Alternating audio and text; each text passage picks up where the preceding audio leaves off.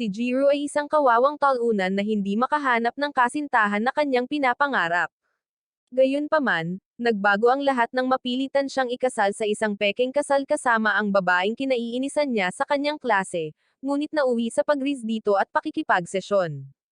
Nagsimula ang lahat sa espesyal na paaralan ni Jiro kung saan ang mga estudyanteng lalaki at babae ay magpapakasal bilang mga kunwaring magkasintahan para sa isang praktikal na kasal. Gayunpaman, walang interes si Jiro sa praktikal na ito dahil mas gusto niyang pumunta sa kanyang 3D na kasintahan kasama ang kanyang kaibigang si Kamo.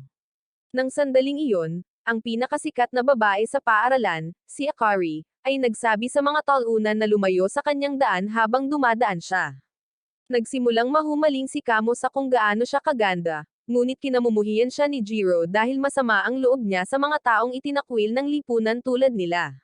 Gayunpaman, biglang nagbago si Akari at naging mabait nang makita niya si Tinjin, ang pinaka-cute na lalaki sa paaralan, na dumaan.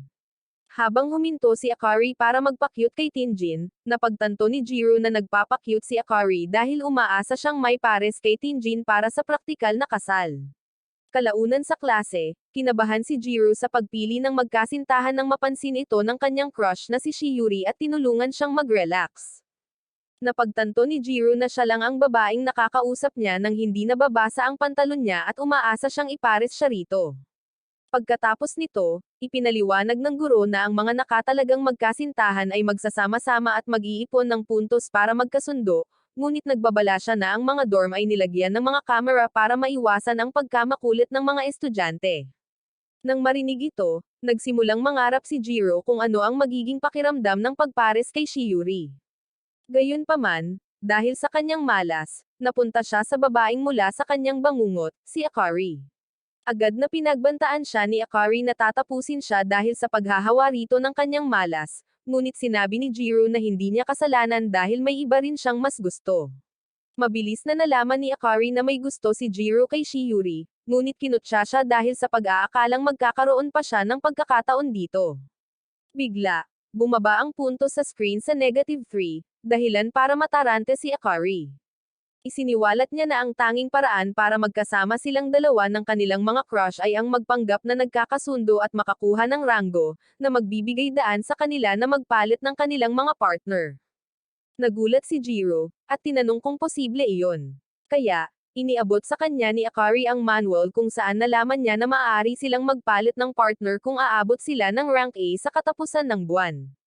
Iminungkahi ni Akari na gawin nila ang kanilang makakaya, ngunit ang pag-iisip na magpakasweet sa isang babae ay kinatatakutan ni Jiro.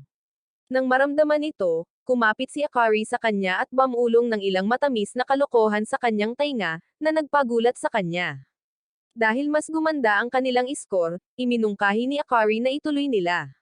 Ngunit bago pa man siya magsimulang sumayaw sa kanyang disco launcher, itinulak siya ni Jiro palayo at nagmamadaling lumabas.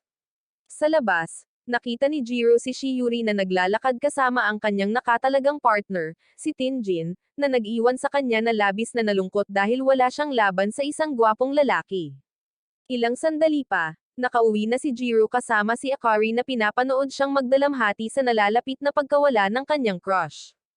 Pagkatapos, inalo niya ito sa pamamagitan ng isang kahangahangang tanawin ng kanyang mga asset at iminungkahi na layunin nilang makuha ang A-rank, ngunit sinabi ni Jiro na hindi tulad niya, wala itong karanasan. Biglang tumunog ang doorbell at dumating si Kamo, niyaya si Jiro na tumambay kasama niya. Mabilis na naghanda si Jiro para umalis, ngunit hiniling ni Akari na bigyan siya nito ng kiss para lumaki ang kanilang mga puntos. Sa una ay natarante si Jiro, ngunit nang simulan siyang kutsain ni Akari dahil sa pagiging mahiyain, sinunggaban niya ito at kinas ng mabilis.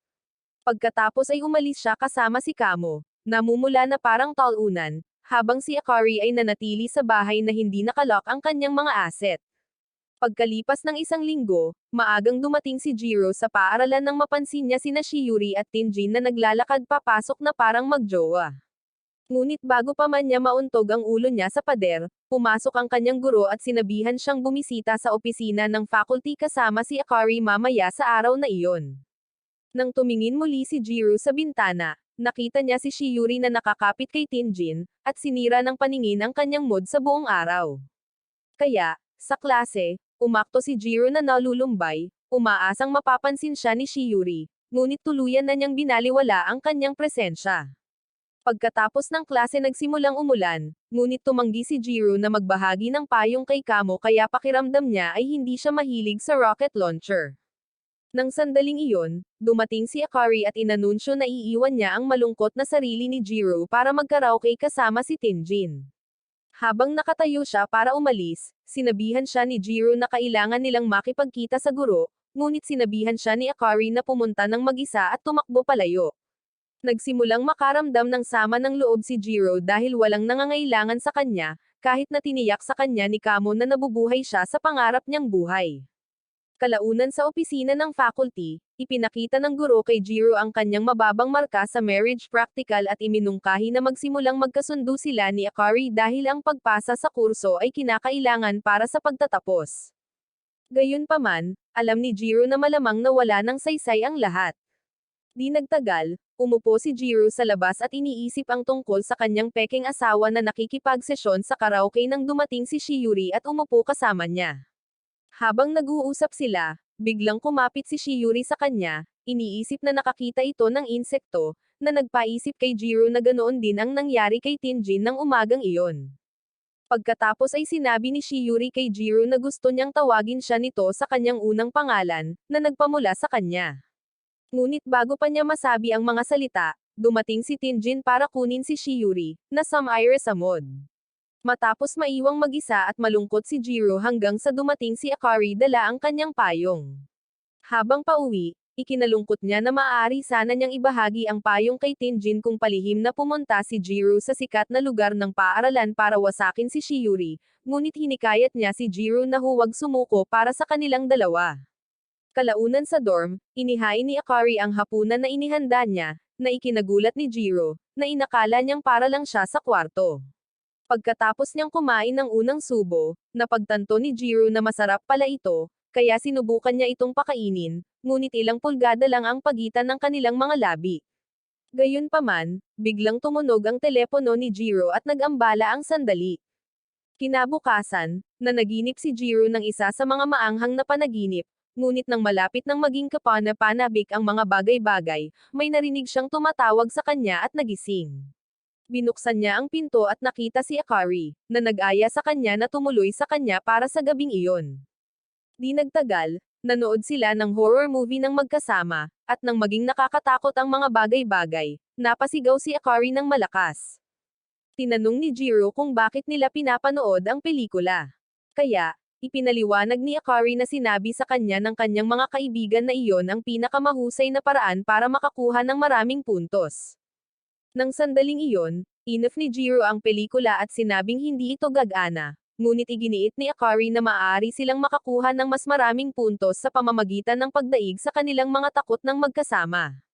Pagkatapos ay tinanong niya kung gusto pa rin itong ipares kay Shiuri. Nang sabihin ni Jiro na gusto niya, naglabas siya ng isang pares ng pijama at iminungkahing isuot nila ang mga ito para maging epektibo ang kanilang Netflix and chill. Nabigla si Jiro dito. Nagtaka kung bakit siya naging masigla simula nang pumunta siya sa karaoke at naisip na malamang ginamit ni Tinjin ang kanyang magic wand sa kanya. Habang kinukumbinsi ni Jiro ang sarili na hindi siya naaabala, sinabihan siya ni Akari na lumingon para magpalit ito. Nang marinig ito, natarante si Jiro at lumingon bago sumabog ang kanyang mga mata dahil sa pagkakalantad. Nang mag-alis na rin si Jiro ng suot para magbihis ng kanyang pijama, na-off ang mga ilaw, kaya lumingon siya sa paligid sa dilim, ngunit biglang naramdaman niyang yumakap si Akari sa kanya.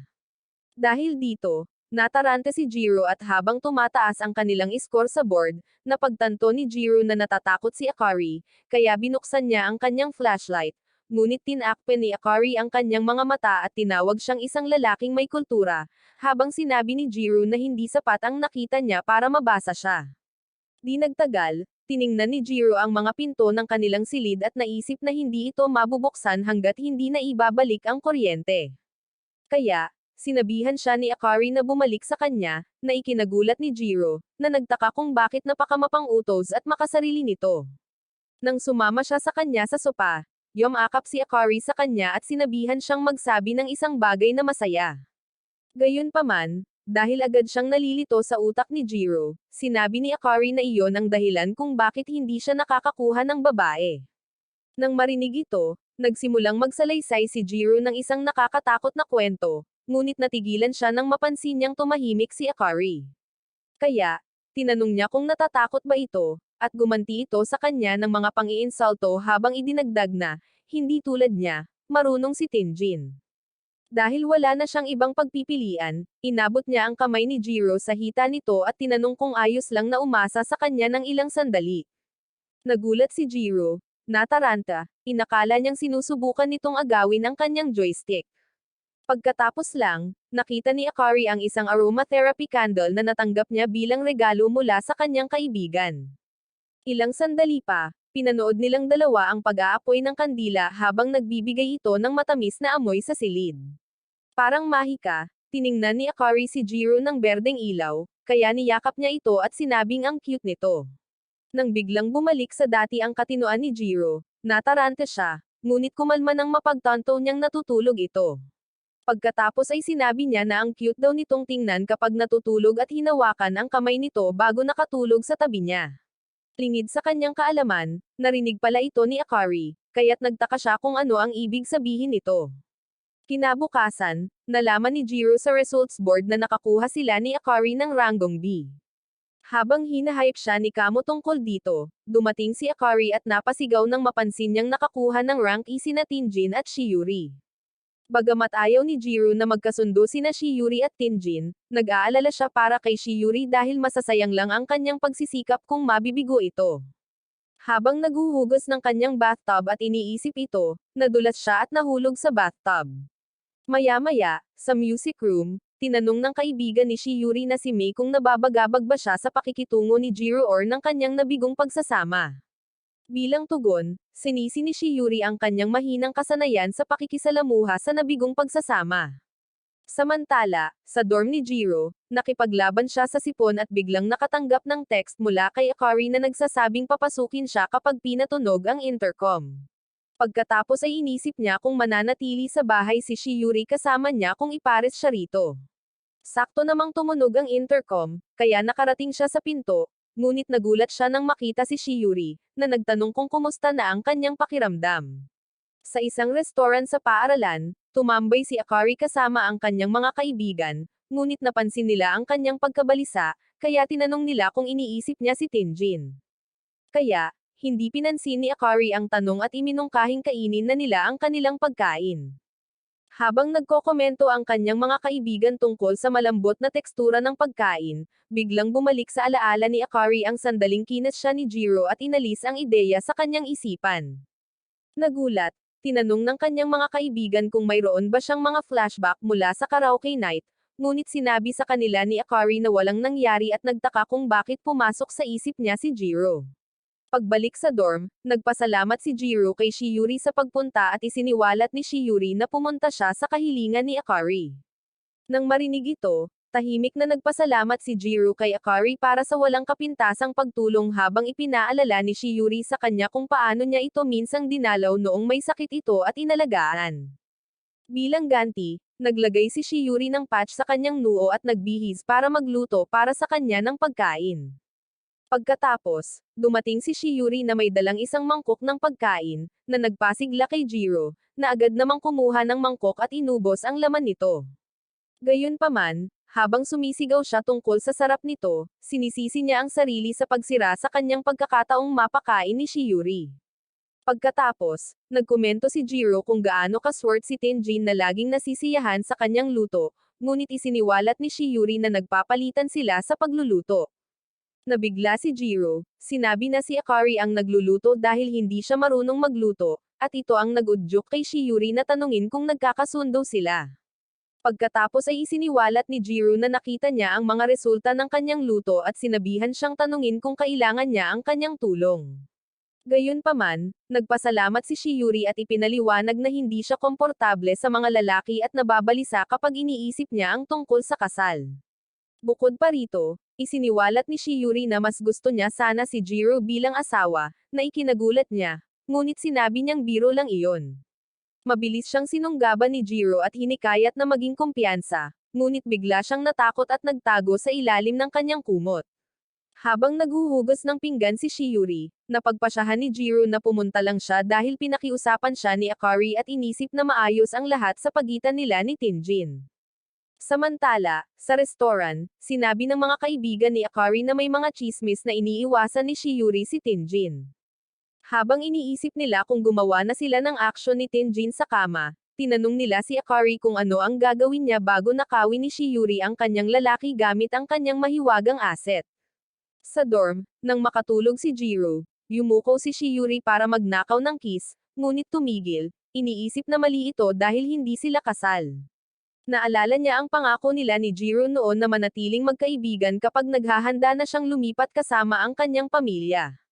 Noon, bago niya aminin ang kanyang nararamdaman, kinailangan umalis ni Jiro, kaya umaasa siyang pakikinggan siya nito sa pagkakataong ito. Kalaunan, bumalik si Akari at, habang naliligo siya, nakatayo si Jiro sa pinto para kausapin siya at nangako siyang tutulungan siyang makipag-ayos kay Tinjin. Samantala, nagtataka si Akari kung bakit siya naiinis dito. Maya-maya, inihain ni Akari kay Jiro ang kanyang pagkain at tinanong siya kung mas gusto ba ng mga lalaki ang mga babaeng mahilig sa pamilya tulad ni Shiuri kaysa sa mga talagang pabebe na tulad niya. Nagulat si Jiro, at tinanong kung bakit siya mausisa. Ngunit patuloy na nagtatanong si Akari para sa sagot. Pagkatapos ay sinabi ni Jiro na gusto ng mga lalaki ang mga babaeng nagluluto para sa kanila ng lutong bahay na tanghalian.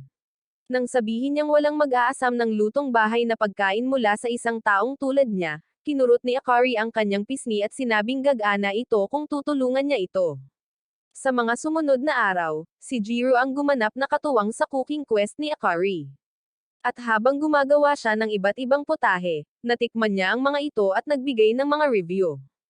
Gayunpaman, nang sabihin ni Jiro na mas gusto niya ang kanyang omelette sweet, sinabi ni Akari na mas mature si Tinjin kumpara sa kanya at mas masarap ang panlasa. Samantala, ang paggawa ng lahat ng ito ng magkasama ay patuloy na tumataas ang kanilang score.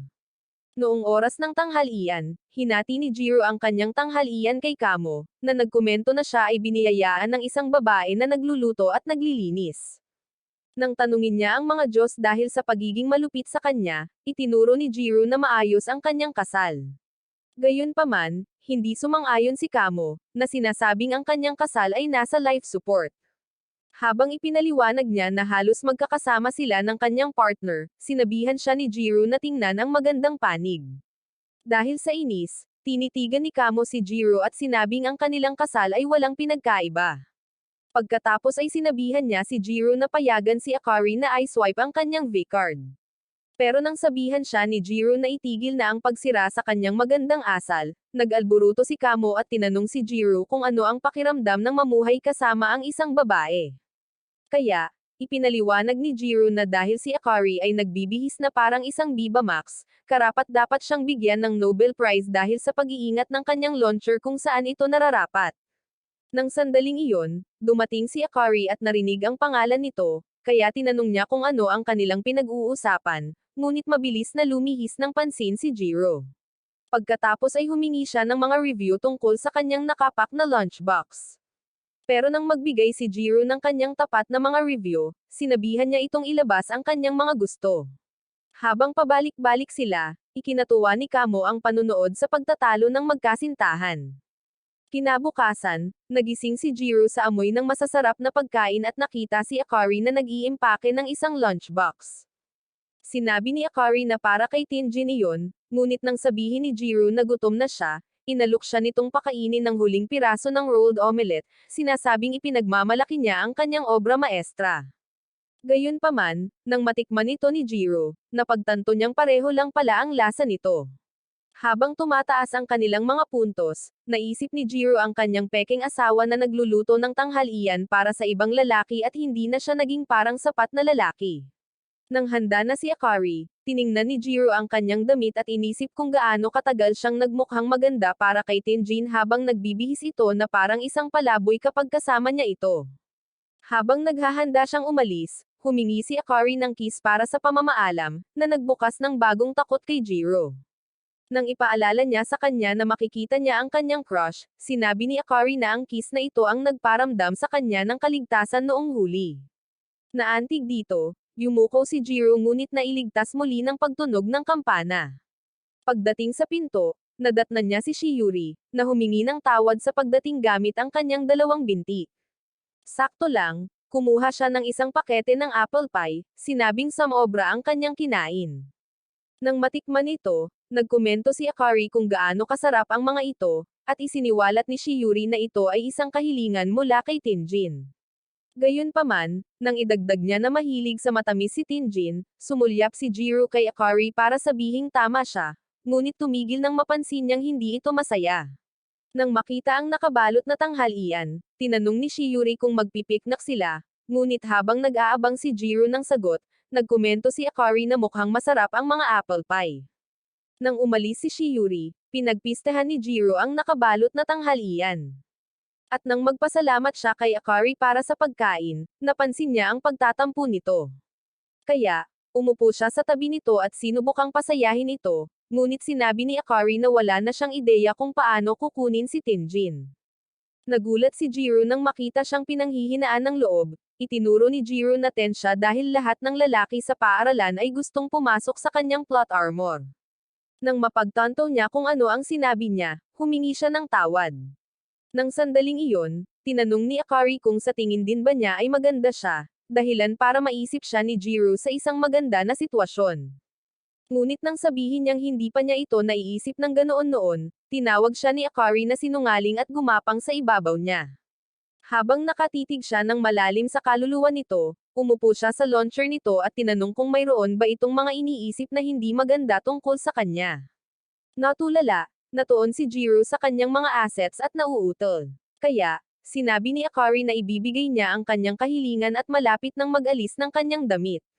Pagkatapos ay pinigilan siya ni Jiro at sinabi sa kanya na hindi nila magagawa dahil gusto niya si Tinjin. Bilang tugon, itinuro ni Akari na mayroon din siyang Shiuri, at iminungkahi na itigil na nila ang pagpapanggap na magkasintahan. Pagkatapos, naging magulo ang kanilang mga usapan at bumagsak ang kanilang mga marka. Sa pagtatapos ng buwan, tiningnan ng mga estudyante ang kanilang mga resulta. Ngunit habang nasa sabik si Tinjin na makuha ang ranggong A, nalulungkot si Shiuri dahil sina Jiro at Akari ay nasa ranggong E na ngayon. Di nagtagal, nakita ni Kamo si Jiro sa banyo at tinanong kung bakit bumagsak ang kanyang mga marka. Bilang tugon, sinabihan siya ni Jiro na huwag itong pansinin at binalikan ang gabing tinanggihan niya si Akari. Akala niya ay tinutokso lang siya nito hanggang sa napansin niyang malamig at nanginginig ang mga kamay nito. Sa puntong iyon, naisip niya na bago rin ito sa laro at nalungkot si Jiro dahil alam nila ito. Kaya, lumabas sila ng banyo at nakasalubong si Shiuri, na humiling na kausapin si Jiro ng mag-isa. Pagkatapos, nakarating sila sa rooftop ng paaralan, at tinanong ni Shiuri si Jiro kung may nangyari sa pagitan nila ni Akari. Nang aminin ni Jiro na nag-away sila at hindi siya pinapansin ni Akari, hinikayat siya ni Shiuri na ayusin ang sitwasyon. Pagbalik sa dorm, nakahanap si Jiro ng pagkain na may mga tagubilin kung paano ito ay microwave at napagtanto niyang bumalik na sa 0 ang kanilang score. Kaya, kumatok siya sa pinto ni Akari, sinabing gusto niyang makipag-usap. Di nagtagal, binuksan ni Akari ang pinto at pinapasok siya. Ngunit habang sinusuri niya ang silid, nahiga si Akari sa kama nito at hindi pinansin ang kanyang presensya. Pagkatapos ay humingi ng tawad si Jiro sa kanya, ngunit sinabi ng babae na wala siyang ginawang mali at sinabihan siyang kalimutan na ito. Sa kabila nito, ipinaliwanag ni Jiro na pinigilan lang siya nito dahil sa tingin niya ay karapat-dapat ito sa pagtrato sa kanya bilang kasintahan. Dahil sa inis, sinabihan siya ni Akari na tumahimik, ngunit sinabi ni Jiro na kinasusuklaman niya ang hindi pagtanggap at gusto niyang maging magkasintahan silang muli. Gayunpaman, nang mapagtanto niya kung ano ang ibig sabihin nito, natarante siya, kaya natawa si Akari sa kanya. Bigla, nagalit si Jiro dito, ngunit hinayla siya nito palapit at sinabing gusto niya ito. Nang tanungin niya kung gusto rin siya nito, yumuko si Jiro para kumis, ngunit hinaranggan siya ni Akari gamit ang kanyang mga kamay para maramdaman din nito ang sakit ng pagtanggi. Kinabukasan sa basketball field, namangha si Akari nang malaman niyang ang kaibigan niyang si Saki ay nasa B-rank. Nang sabihin ni Saki na sineseryoso ng kanyang partner ang praktikalidad, itinuro ni Natsume, ang isa pang kaibigan, na malamang ay tama ang mga sinasabi ng kanyang partner. Pinabulaanan nito ni Saki at ipinaliwanag na pareho silang may mga partner na inaasahan nilang makipagpalitan. Nang sandaling iyon, nag-alburuto si Natsume, sinabing malulumbay siya kung papasok ang kanyang partner sa kanyang paaralan dahil hindi niya matiis na makita itong nakatira kasama ang ibang babae. Habang nag-uusap at nagtatawanan sila, dumating ang coach, sinabihan silang tumahimik at manood ng laro. Samantala, napansin ni Kamo si Jiro na nakatitig kay Shiuri. Ngunit nang magkomento siya tungkol dito, biglang nakapunto si Tinjin. Nang makita ni Jiro ang bawat babaeng nag-cheer para kay Tinjin, nalungkot siya. Kaya, tinanong ni Kamo kung narinig na ba niya ang mga chismis tungkol kay Shiuri. Sa kabilang panig ng court, sinabi ng mga kaibigan ni Akari na may mga chismis na hindi magpapalit ng partner si Shiuri. Nang tanungin ni Natsume kung lahat ng makakakuha ng A-rank ay nagpapalitan ng partner, kinumpirma ito ni Saki at idinagdag na maaari nilang panatilihin ang kanilang mga puntos mula sa nakaraang pagpapares. Nang mahulaan ng kanyang mga kaibigan na maaaring may magsimulang romantikong bagay sa pagitan ni Tinjin at Shiuri, sinabi ni Akari na masyadong maaga pa para magdesisyon tungkol doon. Habang tinutokso nila ang isa't isa, muling sinigawan sila ng coach. Samantala, sinabihan ni Kamo si Jiro na huwag magpaapekto sa mga chismis dahil mas maganda ang kalagayan ni Shiuri kay Tinjin. Dahil sa inis, tinanong ni Jiro kung kaninong panig siya, at sinabi ni Kamo na palagi siyang sumusuporta sa mga babae. Pagkatapos, umalis si Jiro sa court at tumakbo si Shiuri para salubungin siya. Pagkatapos ay napansin niya ang mood nito at tinanong kung dahil ba ito sa praktikal na relasyon. Bago siya sumagot, tinanong niya kung nagkaroon na naman ito ng away kay Akari, ngunit sinabi ni Jiro na okay lang sila. Kaya, ngumiti si Shiuri, nakahinga ng maluwag, at sinabihan siyang huwag masyadong magdulot ng gulo para kay Akari. Samantala, iniisip ni Jiro kung ano ang mararamdaman niya kung alam niyang siya ang dahilan ng kanyang masamang kalooban. Kaya, tinanong niya kung plano ba niyang manatili kay Tinjin magpakailanman. Sa silid ng bodega, ikinalungkot ni Akari na siya lang ang pinarusahan dahil sa pag-iingay. Ngunit nang sandaling dumating si Tinjin sa silid, nagulat siya at nagkamali sa pagtama sa istant sa likuran niya. Bigla, isang kahon ang natamba sa ibabaw ni Akari, ngunit tinulak siya ni Tinjin sa isang mesa para iligtas siya. Pagkatapos magpasalamat sa kanya, tinanong niya kung ano ang ginagawa niya roon, at sinabi ni Tinjin na ibinabalik niya ang mga bola. Pagkatapos ay naramdaman niya ang pagbilis ng tibok ng kanyang puso at natuwa nang malaman na pinaparamdam pa rin niya sa kanya ang ganoong pakiramdam. Habang tumalikod si Tinjin para umalis, naalala ni Akari ang mga komento ng kanyang kaibigan, kaya tinanong niya si Tinjin kung mananatili siya kay Shiuri magpakailanman. Pagkatapos ay sumagot si Tinjin, sinabing maaari kung papayag si Shiuri. Nang marinig ito, napaluha si Akari at biglang napagtanto na mahal niya ito. Ngunit nakita siya ni Tinjin na umiiyak at tinanong kung ayos lang ba siya. Bilang tugon, sinabi ni Akari na may pumasok sa mga mata niya, kaya hinawakan niya ang baba nito at tiningnan siya sa mga mata. Samantala, naglibot si Kamo para hanapin si Jiro, ngunit nang makita niyang bukas ang pinto ng bodega, tiningnan niya ito at nakita sina Tinjin at Akari na nagkakasiyahan sa silid. Sa labas ng gusali, sinabi ni Shiuri na hindi niya kayang magdesisyon na magpalit ng partner ng mag-isa. Kaya, humingi ng paumanhin si Jiro sa pagtatanong ng isang kalokohan. Gayunpaman, bago siya umalis, ipinahiwatig niya na maaaring lumipat siya kung makakarating siya sa ranggong A.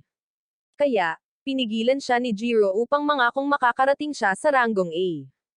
Sa sandaling iyon, nagpakita si Kamo na gumagalaw na parang talunan.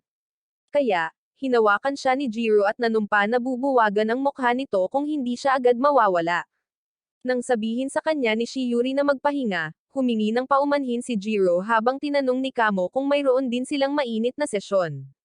Nagulat, tinanong ni Jiro kung ano ang ibig niyang sabihin, at isiniwalat ni Kamo na nakita niya sina Tinjin at Akari.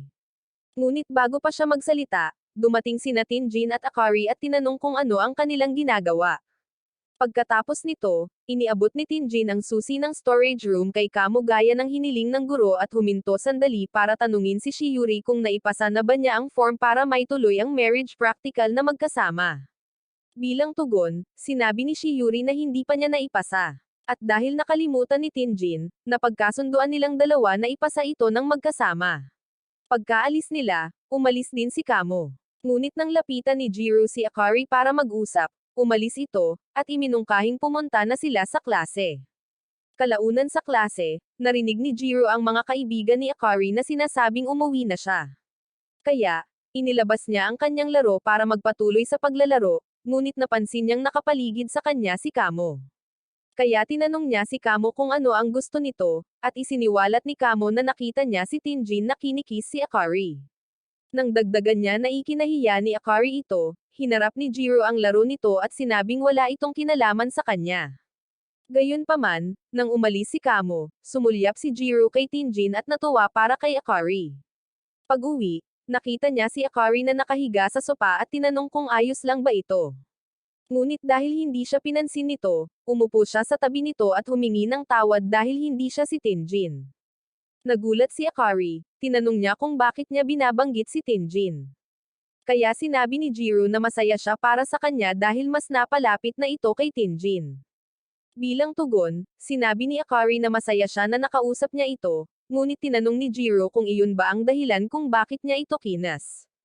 Nagulat si Akari at sinabing wala siyang ideya kung ano ang ibig niyang sabihin, ngunit sinabihan siya ni Jiro na tumigil na sa pagpapanggap noong nagkasiyahan sila sa bodega. Dagdag pa niya na dapat itong ipagdiwang at nang mapansin ni Akari ang kanyang nararamdaman, tumawa siya at isiniwalat na nakita siguro sila nang tiningnan ni Tinjin kung may alikabok sa kanyang mata. Nang marinig ito, nangako si Jiro na tuluyan ng wawakasan si Kamo, habang isiniwalat naman ni Akari na nasaktan siya nang malaman niyang hindi na magpapalit ng partner si Tinjin. Nang tanungin niya si Jiro kung bakit niya iniisip na nagkiss sila, sinabi ni Jiro na alam niya kung gaano siya nagsisikap. Biglang naiyak si Akari, kaya niyakap siya ni Jiro para aliwin. Nang gabing iyon, habang iniisip ni Jiro kung ano ang nangyari sa kanya, lumabas si Akari sa shower na suot ang kanyang damit. Nagulat siya, nataranta, ngunit hindi ito pinansin ni Akari at umupo malapit sa kanya sa sopa. Habang ipinapakita niya sa kanya kung ano ang maaari niyang gawin sa kanyang bibig, sinabihan siya ni Jiro na mag-ingat sa paligid niya dahil ang launcher nito ay hindi kasing bait ng iniisip niya. Nang marinig ito, lumapit si Akari at sinabing bumibilis ang tibok ng puso niya. Mabilis na kinalma ni Jiro ang sarili at sinabihan si Akari na manamit tulad ng pananamit ni Jiro para kay Tinjin. Bilang tugon, tinanong ni Akari si Jiro kung nagseselos ba ito, ngunit sinabi ni Jiro na nag-aalala lang siya na baka sipunin ito. Pagkatapos nito, sinabi ni Akari na hindi siya kasing dali ng iniisip niya at idinagdag na baka iniisip niya na nakikipagsesyon ito sa mga tao. Kaya, sinubukan ni Jiro na humingi ng tawad, ngunit hinawakan ni Akari ang kanyang mga labi at sinabing siya lang ang taong nakis niya. Nang marinig ito, umalis ang espiritu ni Jiro sa kanyang katawan habang sinusubukan ni Akari na ibalik siya sa kanyang katinoan. Kinabukasan, habang naghahanda sina Jiro at Akari para sa paaralan, dinampot ni Jiro ang basurahan habang inaayos ni Akari ang kanyang kurbata na parang isang tunay na asawa. Nagulat dito, naisip ni Jiro kung gaano siya kaswert na magkaroon ng isang babae bilang kanyang tunay na asawa. Pagkatapos lang, naisip ni Akari na nakatitig ito sa kanyang mga asset at sinubukang tapusin siya gamit ang kurbata. Kalaunan sa paaralan, dumating si Jiro sa isang klase para sa mga tungkulin sa klase at nadatnan niya si Shiuri na naglilinis ng board. Nagulat siya, itinuro niya na dapat sana ay kasama niya si Mei sa trabaho, ngunit sinabi ni Shiuri na siya ang pumalit kay Mei. Samantala, naalala ni Shiuri ang pagpapalitan nila ng tungkulin ni Mei. Tinanong ni Mei kung bakit hindi na lang niya sabihin kay Jiro ang nararamdaman niya. Ngunit sinabi ni Shiuri na hindi ganoon ang tingin ni Jiro sa kanya. Gayunpaman, hindi sumang-ayon si Mei at sinabing malinaw na mahal siya ni Jiro dahil hindi pa niya ito nakikitang nakikipag-usap sa ibang babae. Nang magkomento si Shiuri na totoo ito hanggang sa magsimula ang praktikal na kasal, iminungkahi ni Mei na ikis niya ito habang nasa klase at pinasigla siya para sa misyon. Sa ibang lugar, pinag-usapan ni Akari at ng kanyang mga kaibigan ang kumakalat na tsismis, at isiniwalat ni Saki na 10 sa mga pekeng magkasintahan ay totoong magkasintahan na ngayon. Nang marinig ito, sinabi ni Akari na lahat sila ay abala lamang sa sandali, ngunit nang imulat niya ang kanyang mga mata, nakita niya ang kanyang mga kaibigan na nakatingin sa kanya ng may pagtataka. Pagkatapos lang, itinuro ni Saki na matagal nang nakatitig si Akari kay Jiro, habang sinabi naman ni Natsume na kahit sinusuportahan niya sila, maaaring mahihirapan siya kay Jiro. Bigla, nakinig si Akari sa mga kaibigan niya na inaanunsyo sa kanya si Jiro, pero mabilis niyang sinabi na si Tinjin ang perpektong lalaki para sa kanya. Pagbalik sa klase, tinulungan ni Jiro si Shiuri sa ilang mabibigat na libro, at humingi siya ng paumanhin sa pag-stress dito. Di nagtagal, habang nililinas nila ang pisara, sinubukan ni Shiuri na simulan ang isang usapan, ngunit mahina ang husay ni Jiro sa pakikipag-usap. Kaya, nakatayo siya roon na parang talunan, nag-aabang ng sasabihin. Samantala, tumungo si Akari sa klase, nagtataka kung bakit hindi binasa ni Jiro ang mensahe niya. Ngunit pagdating niya, nakita niya ito at si Shiuri, kaya umalis siya. Sa klase, tinitigan ni Shiuri si Jiro na parang siya ang huling cookie sa isang garapon. At nang lingunin niya ito, sinabihan siya ni Shiuri na ipikit ang kanyang mga mata at yumuko, iniisip na sa wakas ay matutupad na ang kanyang mga pangarap. Yumuko si Jiro, umaasang masasalubong ang mga labi ni Shiuri. Ngunit pinalis lang ni Shiuri ang ilang alikabok ng chalk sa kanyang mukha. Pagkatapos ay nagtungo siya upang linisin ang mga pamunas, at napagtanto ni Jiro na sayang ang buong araw, habang tahimik na humingi ng paumanhin si Shiuri kay Mei dahil sa pagkabigo sa misyon. Nang araw na iyon, habang sinisisi ni Jiro ang sarili sa kawalan ng gana, dumating si Akari na may dalang 2 tasa ng tsaa at tinanong kung bakit siya parang sinusumpong. Pagkatapos ay inabutan siya ng 1 tasa ng tsaa, ngunit itinanggi ito ni Jiro, kaya tinanong ni Akari kung kumusta na ang mga bagay-bagay kay Shiuri. Bilang tugon, sinabi niyang maayos naman ang lahat, ngunit sinabi ni Akari na nagsisinungaling siya, iniinis siya. Pagkatapos nito, sinabi niyang mas magiging maayos sana ang mga bagay-bagay kung kasama niya si Tinjin, ngunit sumagot si Jiro, na sinasabing natigil siya sa kanya. Ilang sandali pa, sinabihan ni Akari si Jiro na tawagin siya sa kanyang unang pangalan, ngunit ikinagulat ito ni Jiro, at muntik na siyang mabulunan sa kanyang inumin. Nang sabihin niyang hindi niya kaya, sinabi ni Akari na hindi patas dahil tinatawag niya si Shiuri sa kanyang unang pangalan. Pagkatapos ay ipinaliwanag ni Jiro na iba ang sitwasyon kay Shiuri, ngunit kinutya siya ni Akari dahil dito. Pagkatapos, ipinaliwanag niya na ang marinig siyang tinatawag siya sa kanyang unang pangalan tuwing nawawalan siya ng kumpiyansa ay magpapagaan sa kanyang pakiramdam. Kaya, tinawag siya ni Jiro sa kanyang unang pangalan at nagkomento kung gaano bagay sa kanya ang pangalan niya. Doon niya lang napagtanto kung gaano ito ka nakakainis at iminungkahi niyang magpanggap na hindi ito nangyari. Gayunpaman, hinawakan ni Akari ang kanyang damit at sinabihan siyang banggitin muli ang pangalan nito. Ngunit dahil natigilan agad si Jiro, sinabi ni Akari na hindi patas na siya lang ang gumagamit ng unang pangalan nito. Bigla, sinabi ni Akari na parang siya lang ang umiibig, na ikinagulat ni Jiro. Kaya, sinabi niyang tinutukoy niya ang praktikal na gawain, habang humingi ng paumanhin si Jiro sa pagpapadalos-dalos sa mga conclusion. Habang ipinaliwanag niya na wala pa siyang nasabihan ng ganoong bagay, biglang nawala si Akari. Sinubukan ni Jiro na kumbensihin ang sarili na nahuhumaling pa rin siya kay Tinjin. Samantala, nalilito si Akari sa dorm at nag-iisip kung ano ang gagawin. Kinabukasan sa klase, inanunsyo ng guro na simula nang magsimula ang praktikal na gawain sa kasal, ang mga estudyante ay nadidistract. Kaya, sinabi niya na magkakaroon sila ng mga espesyal na pagsusulit, at kung sino ang babagsak ay kukuha ng karagdagang mga aralin. Natarante si Jiro nang marinig ito, at habang abala si Akari sa kanyang telepono, ipinaliwanag ng guro na ang mga mock couple ay sabay-sabay na magsusulat ng mga pagsusulit at kukuha ng mga aralin kung sakaling bumagsak sila.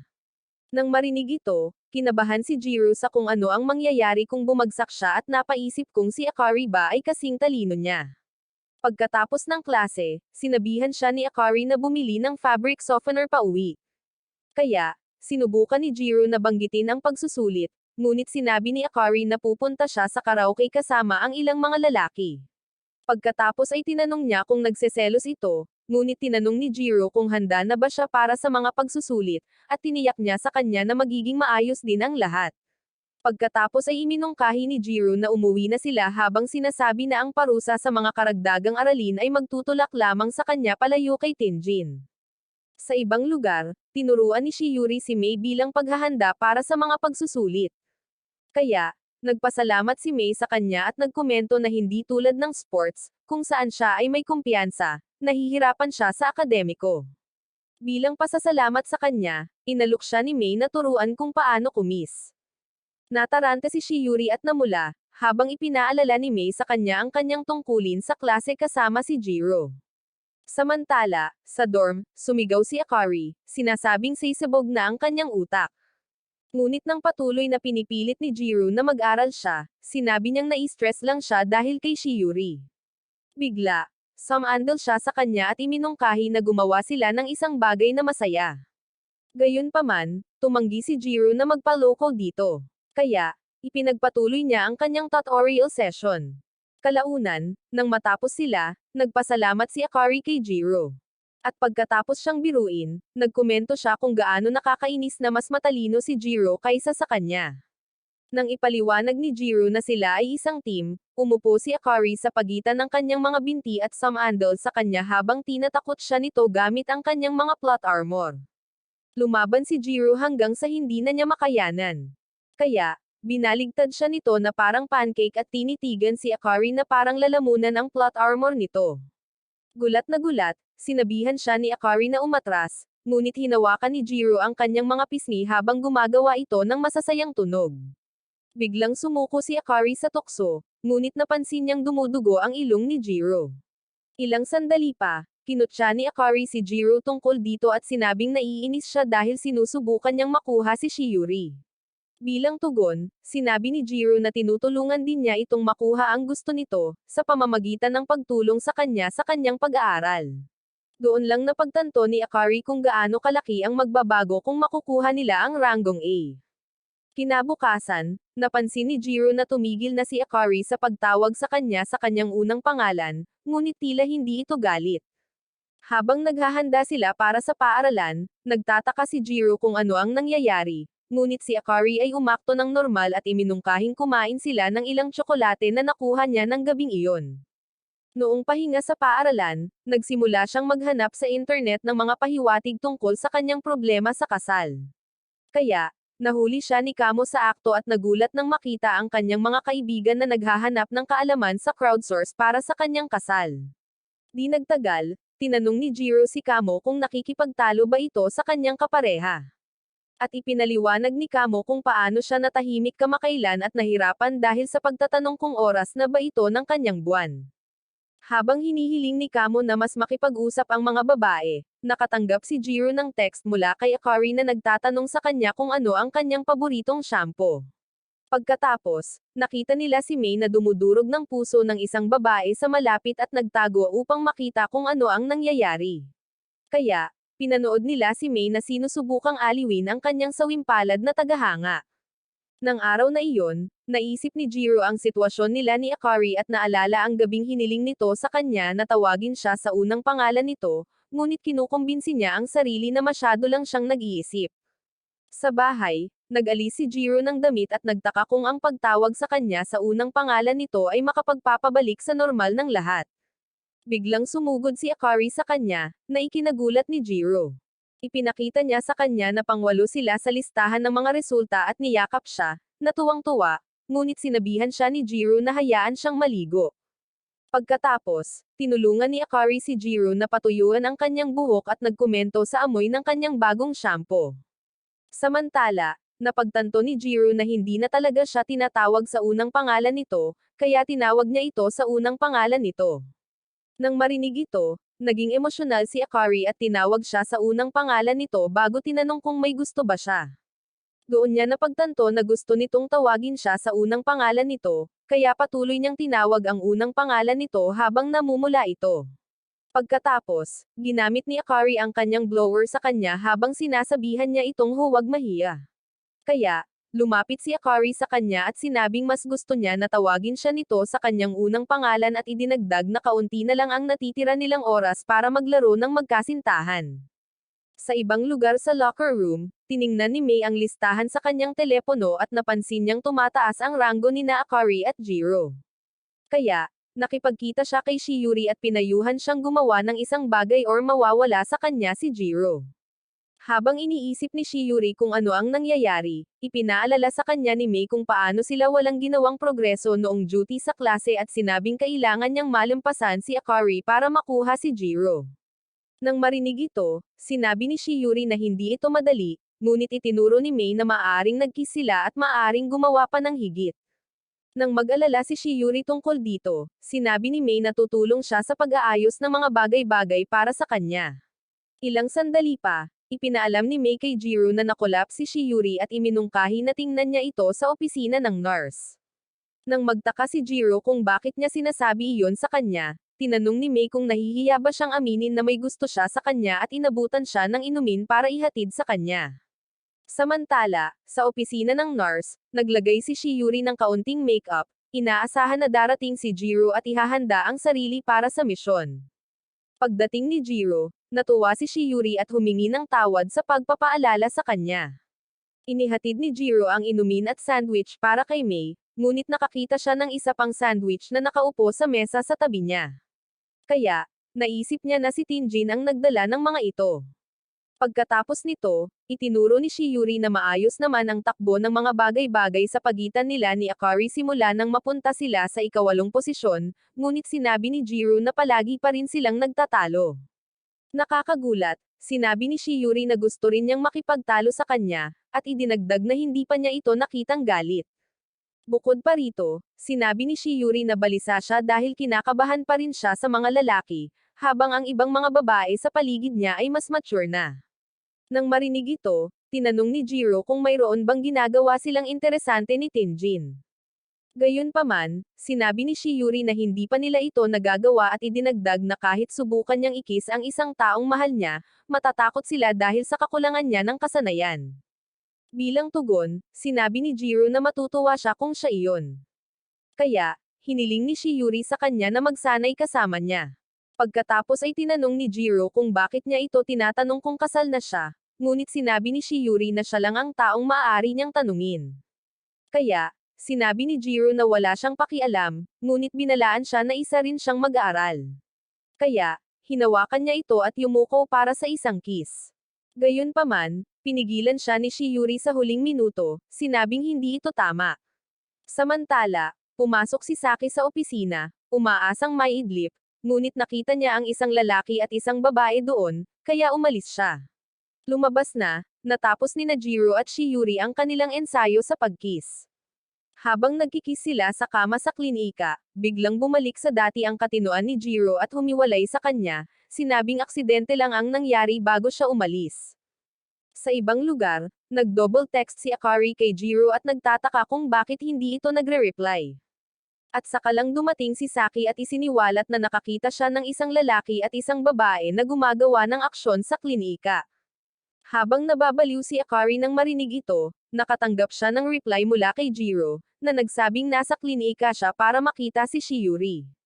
Nang araw na iyon, nakita ni Jiro ang mga tsokolate sa refrigerator at nagtataka kung bakit wala pa si Akari sa bahay. Nang mga sandaling iyon, nakaupo si Akari sa isang coffee shop at nagbasa ng mga mensahe mula sa kanyang mga kaibigan, na nakakaalam na nalulungkot siya.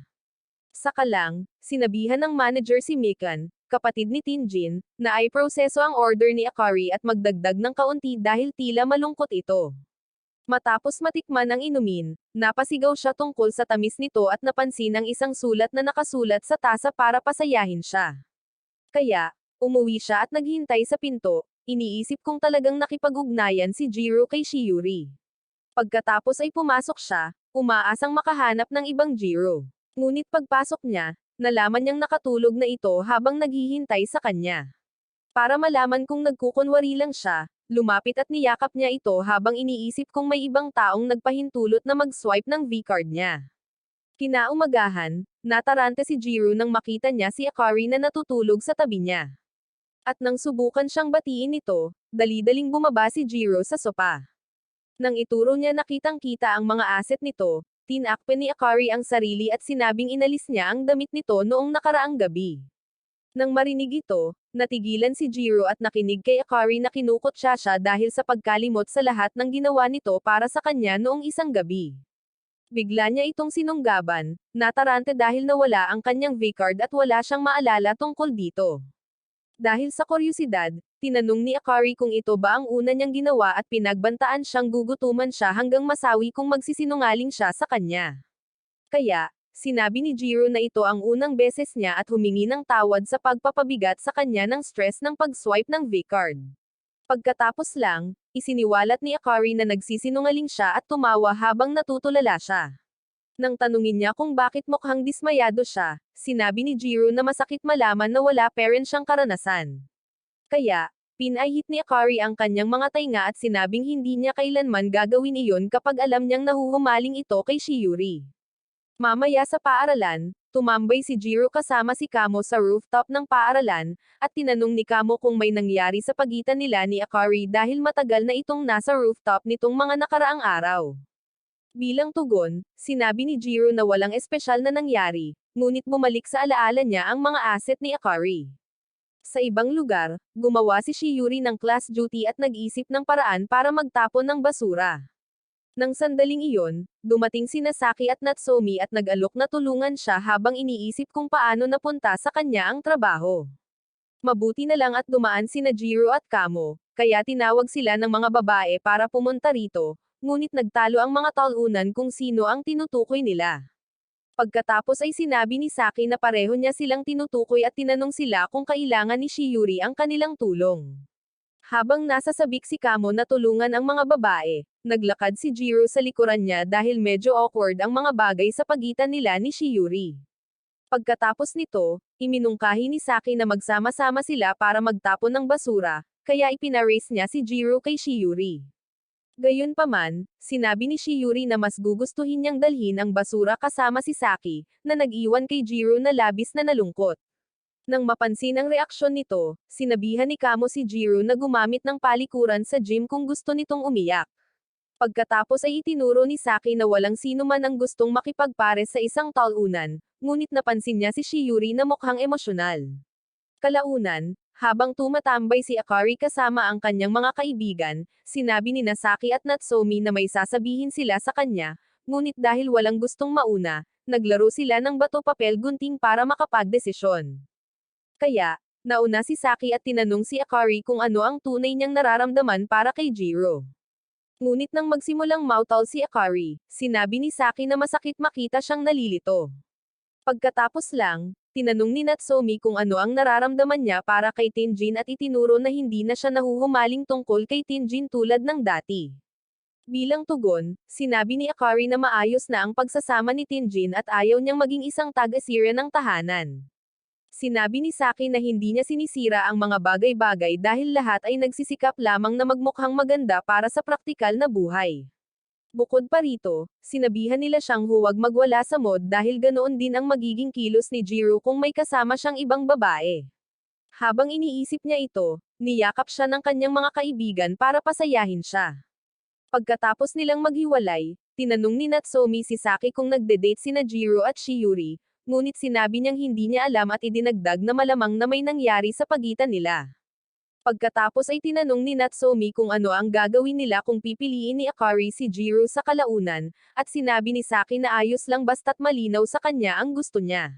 Habang iniisip nila kung may paraan para matulungan si Akari sa kanyang desisyon, nakakita sila ng festival poster ng paputok at naisip na ito ang perpektong pagkakataon para tulungan si Akari.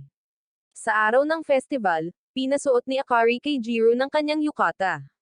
At habang nagtataka siya kung bakit masyadong marami ang ginagawa niya para sa festival, sinabi ni Akari na naroon si Tenjin. Hindi humanga, sinabi ni Jiro na hindi naman siya dadalo sa festival kasama si Tenjin, ngunit sinabi ni Akari na hindi siya maaaring mahuling hindi handa. Pagkatapos ay naisip ni Jiro kung nakikita ba siya ni Akari bilang isang lalaki dahil hindi siya masyadong nag-aalala tungkol sa kanyang hitsura kapag kasama niya ito. Pagkatapos nito, ipinakita niya sa kanya ang isang uri ng buhol na gusto niyang itali niya para sa kanyang kasuotan. Gayunpaman, iminungkahi ni Jiro na subukan niya ang estilo ng ribbon bow, ngunit sinabi niya na parang pambata ito. Pagkatapos ay sinabi niya na hindi tulad niya, gusto ni Tenjin ang mga estilo ng pangmatanda at sinabihan siyang ituloy na lang ito. Pagkatapos nito, idinagdag niya na maaari niyang panuurin ang mga paputok mula sa beranda ng mag-isa habang sila ni Tenjin ay nagkakasiyahan. Gayunpaman, habang tinatali ni Jiro ang korbata, namula siya at naging emosyonal. Kalaunan sa festival, pinuri siya ng mga kaibigan ni Akari at pinuri ang kanyang hitsura sa kanyang damit. Sinabi ni Saki na darating si Tenjin at ang iba pang mga lalaki sa lalong madaling panahon. Sinabi ni Natsume na inilatag na nila ang pundasyon kasama ang iba pang mga lalaki maliban kay Tenjin. Dahil sa inis, sinabi ni Akari na nakakahiya na sinabi nila sa lahat, ngunit sinabi nila sa kanya na alam ng lahat sa mundo kung paano siya nahuhumaling kay Tenjin.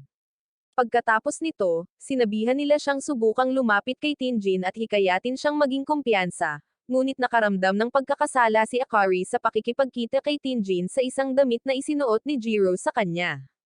Matapos mag-isip kung may pagpapatuloy niya kay Jiro ang kanyang nararamdaman para kay Tenjin, nangako siyang gagawin ang kanyang makakaya. Sa sandaling iyon, dumating ang mga lalaki nang wala si Tenjin. At nang magtanong ang mga babae tungkol sa kanya, humingi ng tawad ang mga lalaki, sinasabing tinawag si Tenjin sa trabaho dahil maraming customer ang dinala ng festival. Dahil sa pagkadismaya, sinabi ni Saki na walang saysay ang festival kung wala si Tenjin at sinabing hindi sila makakatanggap ng anumang cookies gaya ng ipinangako. Nang magtanong ang isa sa mga lalaki kung paano nila mababayaran si Akari, sinabihan sila ni Saki na bumili ng minatamis na mansanas. Matapos pasalamatan ni Akari ang kanyang mga kaibigan sa pagsubok, nagtungo ang mga babae para maghanap ng para sa kanilang sarili. Naiwan si Akari na iniisip kung gaano niya pinaghirapan na magmukhang maganda para kay Tenjin. Pagkatapos ay nagtaka siya kung bakit siya nakahinga ng maluwag na hindi darating si Tenjin at naisip kung gaano siya natatakot na habulin ang mga lalaking hindi siya inuuna. Gayunpaman, natigilan siya at nagpas siyang bisitahin ang lugar ng trabaho ni Tenjin, ngunit napunta ang kanyang atensyon sa isang magkasintahan na pinag-uusapan ng lahat. Nagulat nang malaman na sina Tenjin at Shiori pala iyon, natigilan si Akari hanggang sa bumalik ang kanyang mga kaibigan na may dalang mga cake.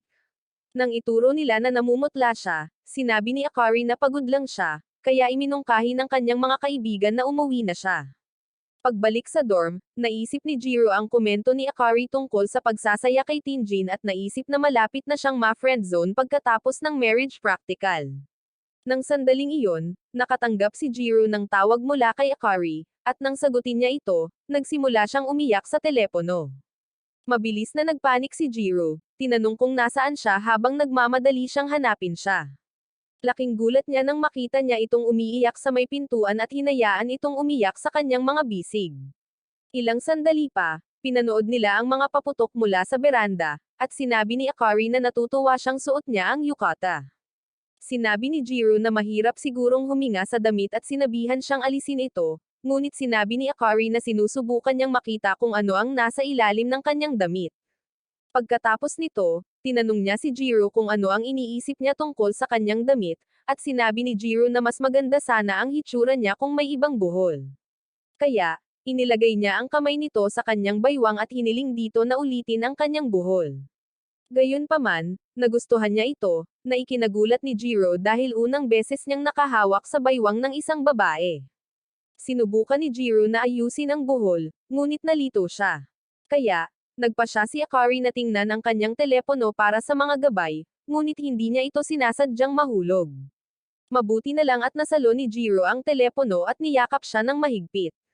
Nang sandaling iyon, sinabihan siya ni Akari na sabihin ang kanyang pangalan upang matulungan siyang mabawi ang kanyang kumpiyansa.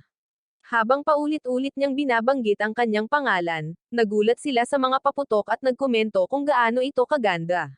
Saka lamang nagpasalamat si Akari kay Jiro dahil hindi siya nagtanong tungkol sa nangyari sa festival. Samantala, sa kanyang silid dormitoryo, iniisip ni Shiori ang kanyang kiss kay Jiro at iniisip kung gaano katagal pa silang mag-iiwasan.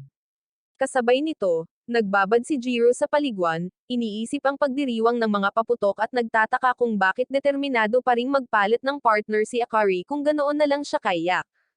Bigla, sumisigaw si Akari na pumasok sa paliguan, kaya mabilis na tumayo si Jiro, malayang ipinakita ang kanyang rocket launcher sa mukha nito. Pagkatapos ay tinakpan niya ito gamit ang kanyang mga kamay at tinanong siya kung ano ang nangyari. Bilang tugon, sinabi ni Akari na may nakapasok na gagamba, kaya sinigawan niya ito dahil sa pagsugod sa kanya dahil doon. Gayunpaman, sinabi ni Akari na walang pakialam sa kanyang maliit na launcher, na nakasira sa natitira sa kanyang ego. Pagkatapos ay hinayla siya nito upang alisin ang gagamba. At di nagtagal, tinanong ni Jiro kung nasaan ang gagamba. Nang tumingin sa paligid, sinabi ni Akari na wala na ito at ipinakita na hindi niya matiis ang mga gagamba. Napansin ni Jiro ang kanyang mga asset na nakasiksik sa kanyang mga braso. Ngunit dahil ayaw siyang pakawalan ni Akari, napagtanto niya kung gaano ito ka-cute kapag natatakot. Ilang sandali pa ang lumipas, tinanong ni Jiro kung gaano pa siya katagal makakaupo kasama niya, at sinabi niyang hanggang sa mahuli niya ang gagamba. Nang sabihin ni Jiro na maaari niya siyang tawagan palagi, at tatakbo ito, hiniling ni Akari na samahan siya sa banyo. Kaya, umupo si Jiro sa pintuan, sinusubukang huwag isipin kung ano ang nangyayari sa banyo.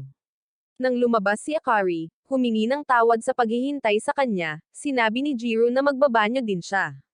Pagkatapos ay umupo si Akari sa pintuan, nahihiya na nag-imbita ng isang lalaki na sumama sa kanya sa banyo.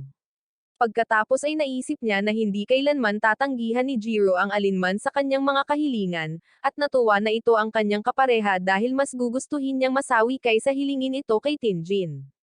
Di nagtagal, pinanood ni Jiro ang pagpipinta ng kanyang mga kuko, at biglang sinabi ni Akari na gusto niya ng ilan sa ice cream na kinakain niya. Pagkatapos ay sinabihan siya ni Jiro na kumuha ng ilan sa ref, ngunit iginiit niya na gusto niya ng ice cream nito. Pagkatapos nito, sinabihan siya ni Jiro na kumuha ng kutsara, ngunit sinabi niyang natatakot siya at idinagdag na sinusubukan ni Jiro na iwasan ang isang hindi direktang kiss sa kanya.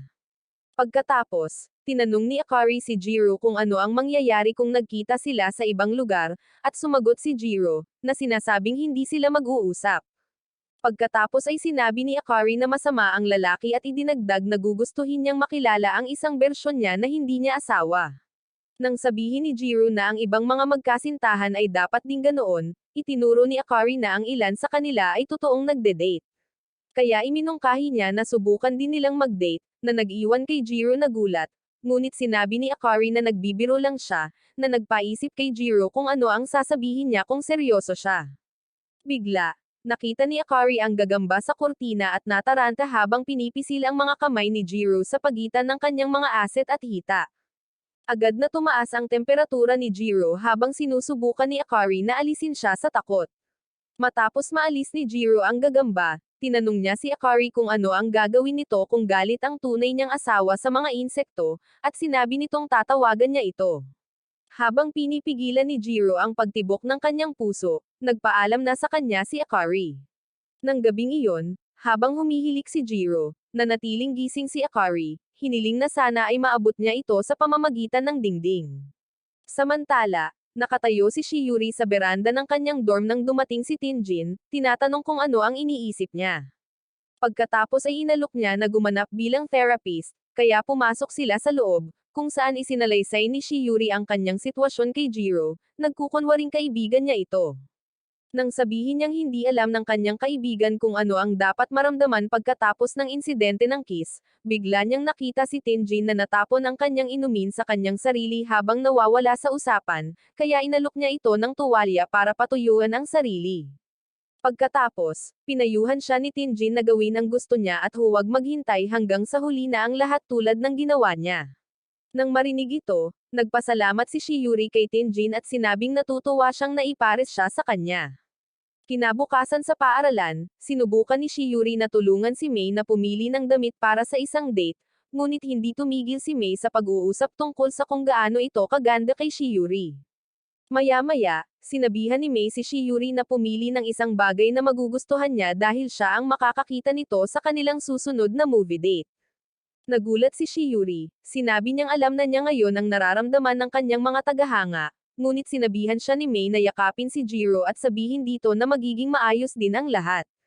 Nang sandaling iyon, dumating ang partner ni May na si Tirifoni at ipinaalam sa mga babae na sila ni Tinjin ay nasa karaoke buong gabi. Kaya, iminungkahi niya na pareho silang magpalipas ng gabi sa isa sa kanilang mga dorm. Habang tinutukso ni Tirifoni si May tungkol dito, nag-alab ang galit ni May, ngunit pumayag si Shiuri sa kasunduan. Kaya, hinayaan ni Tirifoni ang mga babae na magdesisyon kung ano ang gagawin nila buong gabi at nag-text kay Tinjin, sinasabing nakakuha na siya ng pahintulot mula sa kanyang asawa para sa isang gabi ng paglabas ng isang lalaki. Kalaunan, nakilala ni Tirifoni at Tinjin ang amo ni Mikan, na lasing sa bar, at habang nag-aalangan siya tungkol sa pagtatrabaho ni Mikan para sa kanya, isiniwalat ni Tinjin na kapatid siya ni Kamo.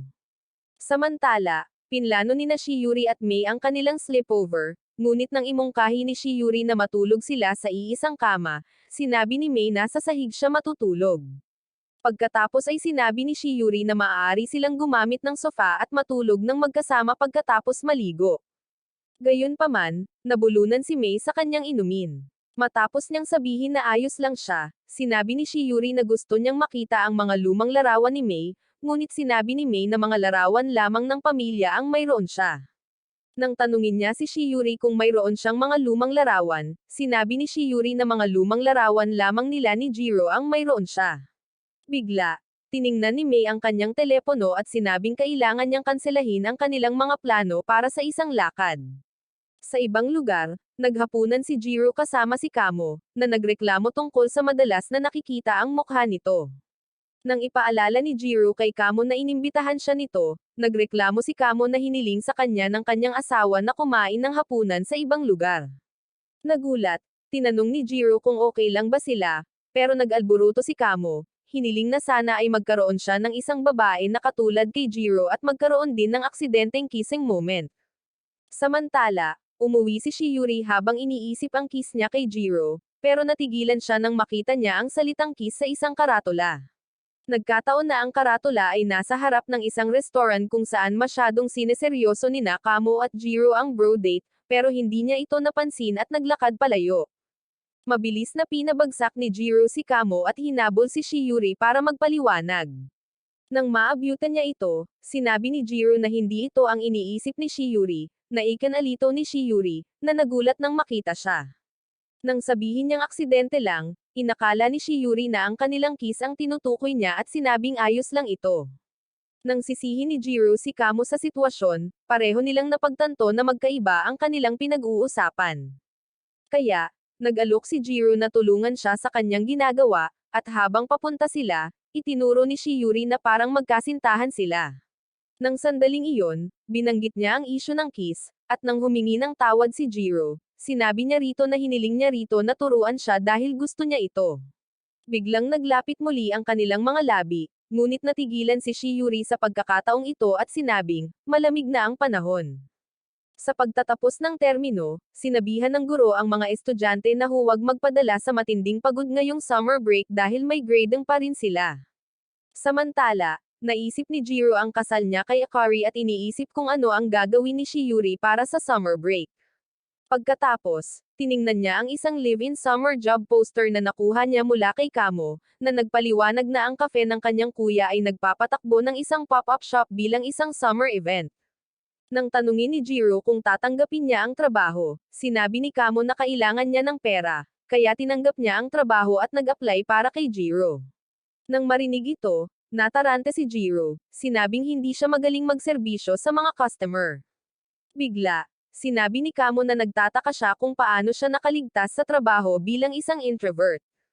Habang naguguluhan siya, nabitawan ni Jiro ang flyer, at kinuha ito ni Shiuri bago ibinalik kay Jiro. Nang tingnan niyang mabuti, napagtanto niyang ito rin ang trabahong inaplayan nila ni May dahil gusto nila ng part-time na karanasan sa trabaho. Tuwang-tuwa si Kamo, sinabi niyang nag-apply din siya at sinabing magsisikap sila ni Jiro. Nang marinig na nag-apply din si Jiro para sa trabaho, natuwa si Shiuri at sinabing marami pa siyang aabangan. Pag-uwi ni Jiro, inakala niyang wala na si Akari, ngunit laking gulat niya nang lumabas si Akari ng kanyang kwarto na halos lumabas ang kanyang mga asset mula sa kanyang swimsuit. Nang makita ito, natamba si Jiro at nauutal habang papalapit siya sa kanya. Pagkatapos ay nagkomento siya na nakakatawa na magulo ang kanyang suot dahil sa isang simpleng swimsuit. Gayunpaman, tinitigan ni Jiro ng mabuti ang kanyang mga plot armor at napagpasyahan na walang simple sa swimsuit. Pagkatapos lang, ibinahagi ni Akari na plano niyang pumunta sa beach kasama ang kanyang mga kaibigan. Kaya, tinanong niya si Jiro kung ano ang iniisip nito tungkol sa kanyang swimsuit at idinagdag na bumili siya ng 2 suit para sa biyahe. Habang tinatanggap ni Jiro ang premium na nilalaman ng walang komento, tinawag siya ni Akari na isang lalaking may kultura. Nang sa wakas ay natagpuan ni Jiro ang kanyang boses, sinabi niyang ang swimsuit ay maaaring magdulot ng state of emergency. Sa puntong ito, mabilis na nagsuot si Akari ng jacket para iligtas ang sarili mula sa uhaw na titig ni Jiro. Pagkatapos ay iminungkahi ni Jiro na sumama sila sa isang lalaki para mapanatili silang ligtas, ngunit isiniwalat ni Akari na naghahanap talaga siya ng part-time na trabaho sa isang cafe malapit sa karagatan. Hindi nagulat si Jiro, sinabi niyang maraming alok na trabaho sa tag-init ang kumakalat at isiniwalat na nakakuha rin siya ng trabaho. Nagulat si Akari, sinabi niyang hindi siya angkop para sa ganoong uri ng trabaho, ngunit sinabi ni Jiro na si Kamo ang naglagay sa kanya sa trabaho. Dagdag pa niya na naroon sina Shiuri at Mei at pinayuhan si Akari na simulan ang paggawa ng mga hakbang laban kay Tenjin. Bilang tugon, sinabi ni Akari na tinanggap niya ang trabaho para makuha si Shiuri at sinabing nakahinga siya ng maluwag dahil nag-aalala ito tungkol sa pagpapakain nito kapag wala ito. Pagkatapos nito, tinanong niya si Jiro kung makakaramdam ba ito ng kalungkutan kapag magkahiwalay sila, ngunit dahil hindi ito sumasagot, sinabi ni Akari na hindi siya maaaring maging nalulungkot kasama si Shiuri sa malapit.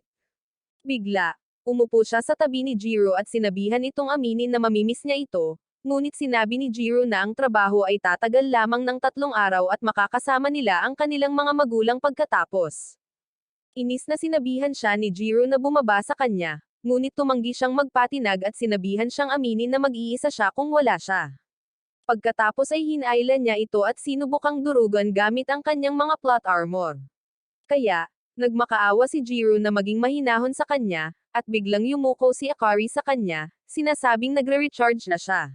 Nang sandaling iyon, hinawakan ni Jiro ang kanyang mga plot armor at naramdaman ang kanyang sarili na nagre-charge, ngunit biglang bumaba si Akari sa kanya, sinabing sapat na ang kanilang naipon na puntos para sa susunod na 3 araw. Pagkatapos, tinanong ni Jiro si Akari kung bakit suot pa rin niya ang kanyang swimsuit, kaya tinanong niya kung gusto niya ito, at inamin niya na walang lalaking nasa tamang pag-iisip ang hindi. Pagkatapos ay sinabi ni Akari na isusuot niya ang isa pang swimsuit at ay lalaan ang maganda para sa kanya lamang. Nang sabihin ni Akari na maraming lugar ang makikita niya sa beach, nangako siyang gagawing masaya ang tag-init ni Jiro. Nang sandaling iyon, tiningnan ni Jiro ang kanilang mga job flyer at natuklasan na pareho silang nag-apply sa iisang cafe. Pagkalipas ng ilang araw, nakarating silang lahat sa isang dalampasigan, at nang makarating sila sa lodge, itinuro ni Tenjin sa mga lalaki at babae ang kani-kanilang mga kwarto.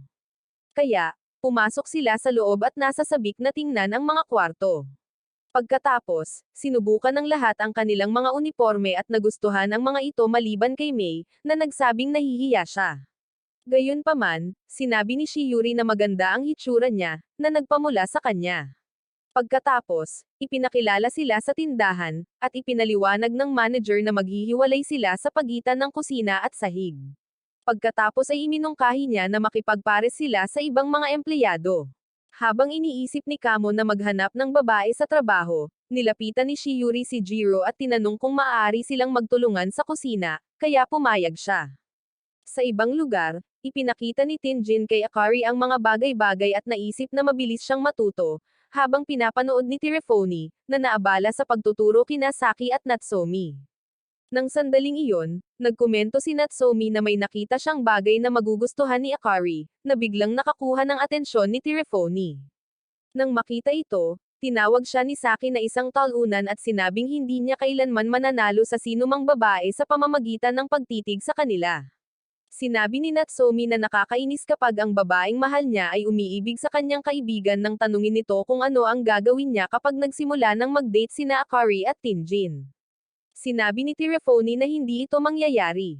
Samantala, sa kusina, sina Shiuri at Mei ay abala sa paghiwa ng mansanas, at sinabi ni Mei na masarap sa pakiramdam ang magtrabaho ng part-time kasama niya, ngunit idinagdag niya na alam niyang mas gugustuhin ni Shiuri na makasama si Jiro.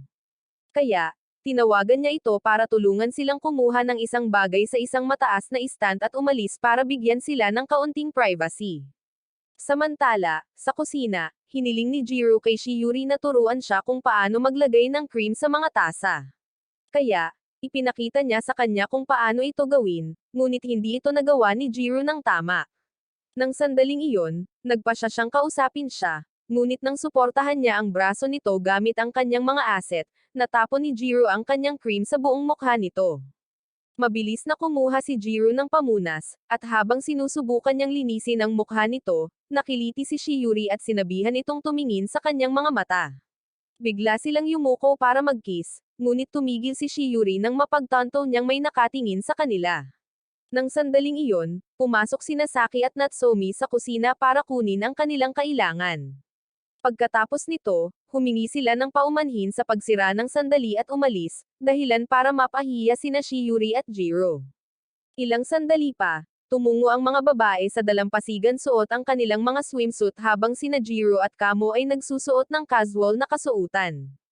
Nang makita ang iba pang swimsuit ni Akari, natuon ang pansin ni Jiro hanggang sa dumating sina Shiuri at Mei, at tinanong kung bakit hindi sila nakasuot ng swimsuit. Bilang tugon, ipinaliwanag ni Kamo na nakalimutan nilang dalhin ang kanilang mga swimsuit, ngunit inakusahan sila ni Mei ng pagtitig sa mga plot armor sa dalampasigan. Pagkatapos nito, nalaman ni Shiuri na pumunta sila sa ibang bahagi ng dalampasigan. Ngunit dahil nakaturo siya sa direksyon ng isang hotel, natarante si Kamo, naisip ang isang bagay na hindi maiisip. Pagkatapos, nagtayo sila ng mga kastilyong buhangin sa dalampasigan, ngunit si Kamo ay nakatuon sa asset ni Mei. Nang titigan siya ni Jiro, sinabi ni Kamo na sa susunod na pagkakataon nilang makakita ng mga babaeng nakasuot ng swimsuit ay sa isang sikat na website. Nang marinig ito, sinulyapan ni Jiro ang mga asset ni Shiuri at nagpasalamat sa mga Diyos ng plot. Pagkatapos ay pinutol ni Shiuri ang kanyang iniisip at iminungkahi na gumawa sila ng mga tunnel sa kastilyo tulad ng ginagawa nila noong sila ay bata pa. Ilang sandali ang lumipas, naglaro sila ng bato, papel, at gunting sa isa't isa upang magpasya kung sino ang bibili ng mga gamit. Kaya, sina Akari at Jiro ay napili, at habang papunta sila sa stall, nakakita sila ng discount ticket para sa magkasintahan. Nang iminungkahi ni Akari na gamitin nila ito, ipinaalala ni Jiro sa kanya na hindi sila magkasintahan, ngunit sinabi ni Akari na kasal sila sa isang paraan at idinagdag na ayos lang basta't walang makakaalam. Sa stall, nagkomento ang attendant kung gaano kaswert si Jiro na magkaroon ng cute na kasintahan, ngunit tumawa ito na parang hindi siya naniniwala. Habang hinihintay nila ang kanilang order, sinabihan ni Akari si Jiro na umakto na parang isang tunay na kasintahan. Pagkatapos ay tinanong ni Jiro kung paano, at sinabihan niya itong yakapin siya at angkinan bilang kanya. Di nagtagal, kinuha ni Jiro ang order, ngunit pagbalik niya, may nakita siyang ilang lalaking nanliligaw kay Akari. Gayunpaman, nang dumating si Jiro, ipinahiwatig ng ibang mga lalaki na mukhang kawawa siya para sa isang babaeng katulad niya. Nang tanungin ni Jiro kung kaibigan sila ni Akari, kumunat ang noo ni Akari habang hinawakan ng isa sa mga lalaki si Akari. Nang sandaling iyon, sinabihan siya ni Jiro na bitawan siya dahil hindi siya komportable na hawakan ng ganoon. Sa pag-aakalang sinusubukan ni Jiro na makuha ang numero niya, sinabi ng mga lalaki na masyadong maganda si Akari para sa isang talunan na katulad niya.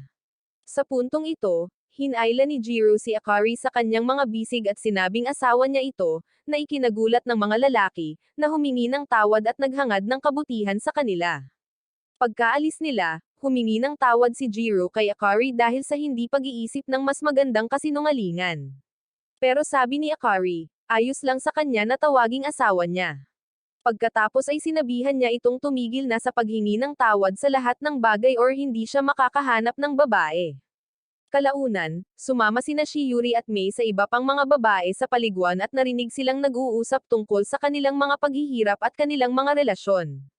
Nang tanungin ng mga babae si Akari kung kumusta na ang mga bagay-bagay sa kanyang talunan na asawa, nagreklamo ito na pabaya ito sa bahay. Pagkatapos ay sinabi ng mga babae na dapat ay maayos ang pakikitungo sa kanya ni Jiro dahil wala itong karanasan. Pagkatapos ay pinutol sila ni Mei at tinanong kung ayos lang sa kanila na makinig sila sa kanilang pag-uusap. Bilang tugon, inanyayahan ng mga babae sina Mei at Shiuri na sumama sa kanila. Di nagtagal, sumali si Mei sa kanilang talakayan, at biglang niyakap siya ng mga babae dahil sa pagiging tama niya. Samantala, humingi ng tawad si Shiuri kay Akari dahil sa kawalan ng kontribusyon sa kanilang talakayan, ngunit sinabi ni Akari na mahirap sumali sa mga ganitong talakayan ng walang karanasan. Pagkatapos, nagbihis ang mga babae, at nang lumabas si Akari sa paliguan, nadatnan niya si Jiro na palabas din ng paliguan ng mga lalaki. Nang tanungin niya ito tungkol sa paliligo, napansin niya ang ilang paso sa leeg nito at inalok na lagyan ito ng ointment. Tinanong ni Jiro kung bakit hindi pa ito bumabalik sa kanyang kwarto at sinabing baka asarin sila dahil sa matagal na oras na magkasama. Sinabi ni Akari na masyado siyang nag-aalala at tinanong kung bakit hindi makati ang leeg nito. Bilang tugon, sinabi ni Jiro na wala siyang anumang makati na bahagi. Kaya, kiniliti ni Akari ang kanyang tiyan habang nag-aalala siyang baka matuklasan. Bigla siyang niyakap nito mula sa likuran at sinabing hindi pa sila nakakapag-recharge ngayong araw, nang sabihin niyang malayo na sila simula nang makarating sila sa kafe. Gumambala si Saki sa kanila at nakita silang kakaiba ang kilos. Pagkaalis ng mga babae, nagpadala si Akari ng mga text sa kanya na nagsasabing magkita sila sa isang lugar at binigyan siya ng nakakasawi na titig na ikinatakot niya. Nang gabing iyon, nagtaka ang lahat kung saan nagpunta sina Akari at Jiro. Ngunit dahil hindi nila sila mahanap, niyaya ni Mei si Shiuri na maglakad kasama niya. Samantala, nakatagpo ni Jiro ang isang galit na mukha ni Akari sa dalampasigan at humingi ng tawad. Ikinainis ito ni Akari nang ituro niya na humihingi ito ng tawad kahit hindi niya alam kung bakit nagagalit ito. Nang humingi ng tawad si Jiro sa ginawa niyang iyon, mas lalong nagalit si Akari. Gayunpaman, binuksan niya ang zipper ng kanyang jacket at ipinakita ang kanyang magandang swimsuit, sinasabing matagal na niyang inaabangan ang pagpapakita sa kanya. Pagkatapos ay nagreklamo siya tungkol sa kung paano kumilos si Jiro sa kanya sa publiko at idinagdag na kinasusuklaman niya kapag ayaw nitong makita sila ng mga tao na magkasama. Bilang tugon, sinabi ni Jiro na siya ang sumisira sa reputasyon nito gamit ang talunan nitong mukha. Nang sabihin ni Akari na hindi iyon mahalaga, sinabi ni Jiro na ang mga tao ay hindi nag-iisip tulad niya. Bigla, inilapit siya ni Akari, tinanong kung bakit siya nagsasabi ng malungkot. Pagkatapos ay sinabihan niya itong tingnan siya tulad ng ginagawa niya sa bahay habang ipinagmamalaki ang kanyang mga yumayanag na plot sa mukha nito. Sinubukan ni Jiro na pakalmeyan siya at sinabihan siyang suriin ng malalim ang kaluluwa nito upang may parating ang mensahe. Kaya, sinabi ni Akari na kinasusuklaman niya kapag hindi siya pinapansin nito at nakikipag-usap sa ibang mga babae sa publiko. Nang idagdag niya na napaisip siya kung magiging pareho pa rin ang mga bagay-bagay pagbalik nila sa dorm, sumagot si Jiro sa pagsasabing parang nagseselos siyang kasintahan, at inamin ni Akari na nagseselos siya dahil umakto itong parang kaiganhawahan lamang. Bigla nilang narinig sina Shiuri at Mei na papalapit sa kanila, kaya nagtago sila sa isang kalapit na butas ng bentilasyon. Ang mas malala pa, umupo ang mga babae sa isang upuang malapit at nagsimulang mag-usap. Samantala, sa butas, sinampal ni Akari si Jiro, sinabihan siyang umalis dahil masyadong masikip doon, ngunit sinisi siya ni Jiro sa pagkaladkad sa kanya papasok sa butas. Habang nagtatago sila sa butas, sinabihan ni Jiro si Akari na tiisin ang init at maghintay ng kaunti pa. Nang sandaling iyon, nakarinig si Mei ng mga boses at nagpas siyang tingnan ito. Gayunpaman, lumampas siya sa bentilasyon at tumingin sa ibang lugar. Pagkatapos ay humingi siya ng tawad kay Shiuri dahil sa pananakot sa kanya, ngunit ang mga patak ng pawis ni Jiro ay bumagsak sa mga asset ni Akari, kaya't sinampal niya muli si Jiro, ngunit sa pagkakataong ito, ang ingay ay nagpatakot ang mga babae, kaya't tumakbo sila palayo. Pagkatapos ay sinabihan ni Akari si Jiro na lumayo sa kanya dahil hindi siya tumitigil sa paglapit sa kanyang malaking plot armor kahit sa isang emergency. Nang sabihin niyang katulad siya ng ibang lalaki, ipinaalala sa kanya ni Jiro na gusto niyang tumingin ito. Bilang tugon, sinabi ni Akari na sinabi niya lamang iyon sa init ng sandali, na nag-udyok kay Jiro na isipin na ginugulo lang niya ito. Nang marinig ito, tinanggal ni Akari ang kanyang mga kamay sa kanyang mga asset at ipinakita ang kanyang mga binti habang sinasabi kay Jiro na malapit na siyang masawi sa kahihiyan. Bigla, nagbago ang paghinga ni Jiro habang sinasabihan siya ni Akari na itigil ang pagtusok sa kanya gamit ang kanyang tuhod, ngunit sinabi ni Jiro na hindi iyon ang kanyang tuhod. Gulat na tanong ni Akari kung ang pagtitig sa kanya ay nagpagising sa kanyang natutulog na dragon, ngunit bumagsak si Jiro bago pa siya makasagot. Kalaunan sa isang ospital, nagpasalamat si Jiro kay Akari sa pagtulong sa mga tao na iligtas siya, ngunit pinaalalahanan niya itong tumigil sa paghingi ng tawad sa lahat ng oras. Pagkatapos nito, nagalit si Akari sa kanya at sinabing dapat siyang magpasalamat dito sa pagbibigay sa kanya ng libreng access sa premium na nilalaman. Bukod pa rito, sinabi niya na ilang buwan na silang kasal, kaya gusto rin niyang makita ang mga bahagi nito.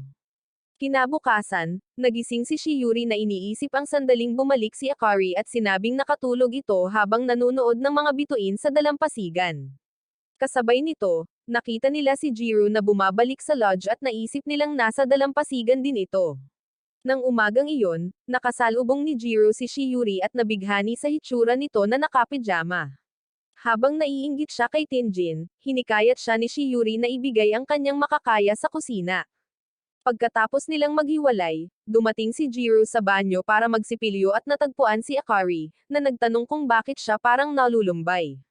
Pagkatapos ay tinanong niya kung iniisip ba nito ang nakaraang gabi at minasahe ang braso nito gamit ang kanyang mga asset. Biglang nabulunan si Jiro habang nagsisipilyo at naghuhugas ng mukha. Bago umalis, sinabi ni Akari na sikreto lang ito sa pagitan ng mag-asawa at lumabas ng banyo. Pagkatapos, tinanong ni Jiro si Shiuri kung maglalaro ba siya ng larong tinatawag na Test of Courage kasama ang iba sa gabi, ngunit bigla siyang hinawakan ni Shiuri, sinabing hindi niya matatapos ang laro dahil may narinig siyang mga boses sa dalampasigan noong nakaraang gabi. Nang idagdag niya na magdudulot siya ng maraming problema para sa sinumang makakapareha niya, sinabi ni Jiro na umaasa siyang magkasama sila dahil alam niyang isa siyang matatakutin na babae. Nang marinig ito, nagpasalamat si Shiuri sa kanya at ipinaalam na mahal niya ito dahil sa kabaitan nito. Nang mapagtanto kung paano iyon pakinggan, sinubukan niyang baguhin ang sinabi niya, ngunit kalaunan ay umalis siya dahil sa kahihiyan, na nagpaisip kay Jiro kung may iba pa siyang ibig sabihin. Pagkatapos lang, lumapit si Kamo kay Jiro, tinakot siya ng husto at tinanong kung bakit siya lang ang nagkakasiyahan. Nagulat si Jiro at tinanong kung gaano na siya katagal doon, at isiniwalat ni Kamo na nakikinig siya simula nang akitin niya si Shiuri gamit ang kanyang mga kalokohan. Pagkatapos nito, sinabihan ni Kamo si Jiro na huwag itong palampasin dahil ang asset lang ni Shiuri ang gusto niya. Pagkatapos ay tinanong niya si Jiro kung gusto niyang ipares kay Shiuri at isiniwalat na kaya niya itong mangyari bilang nakababatang kapatid ng manager. Nang ipaliwanag niya na ang pagpapares para sa laro ay ginagawa sa pamamagitan ng loterya, madali niya itong mamanipula. Kinabukasan, lahat ay nagbunot ng kani-kanilang mga loterya, at si Shiuri ay nagbunot ng loterya ng sunflower habang nag-aalala siyang baka magdulot ito ng gulo sa sinumang makakasama niya. Tiniyak ni May sa kanya na magiging maayos ang lahat. Samantala, nakatagpo ni May si Kamo sa dalampasigan at ipinakita sa kanya ang isang listahan ng mga babae kasama ang kanilang mga diagram ng loterya. Dahil sa kuryosidad, tinanong ni May si Kamo kung hiniling ba niya ang listahan para lang pagbigyan ang mga kahilingan ni Shiuri at Jiro. Bilang tugon, sinabi ni Kamo na isinama lang niya siya sa pagtitipon ng listahan dahil gusto niyang isipin ni Shiuri na nagkataon lang ang kinalabasan na magkasama sila ni Jiro. Nang marinig ito, pinuri ni May si Kamo sa pagiging isang disenteng lalaki, at siya naman ay pinuri niya ito sa pagiging isang mabuting kaibigan.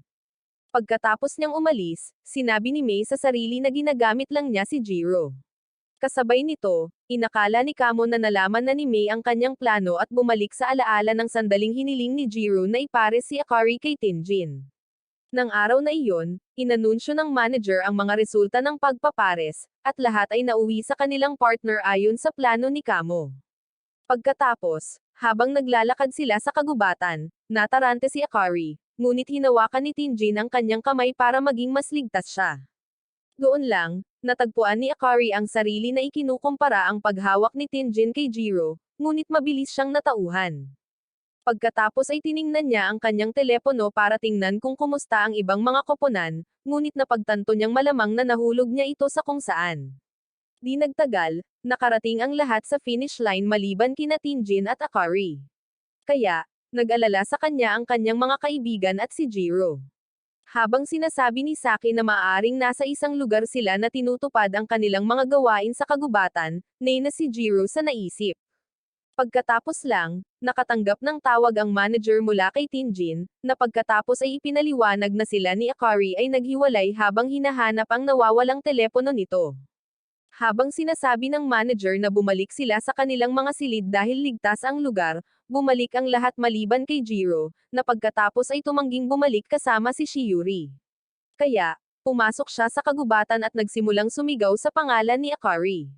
Samantala, nakaupo si Akari sa isang lugar, sinisisi ang sarili sa palaging umaasa sa iba, at biglang nakarinig ng isang tunog sa kagubatan. Pagkatapos ay tinawagan niya si Jiro, inakala niyang siya iyon, ngunit si Tinjin pala iyon. Sa ibang lugar, natagpuan ni Jiro ang telepono ni Akari at nagtaka kung nasaan ito.